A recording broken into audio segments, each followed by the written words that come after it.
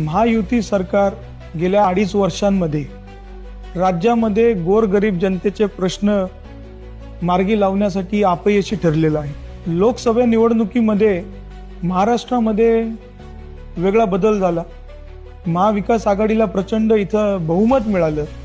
48 पैकी 31 जागा महाविकास आघाडीच्या निवडून आल्या। कुठंतरी मताची कडकी पडली म्हणून आज आपण बघतोय का महाराष्ट्रातील अनेक महिला भगिनी बहिणी आज त्यांच्यासाठी लाडकी झालेली आहे। 1,500 रुपये आमच्यासाठी बहिणींना हे द्यायचा प्रयत्न करतायत। आपण बघतोय सरकारी तिजोरी रिकामी करायचं काम हे महायुती सरकार करते।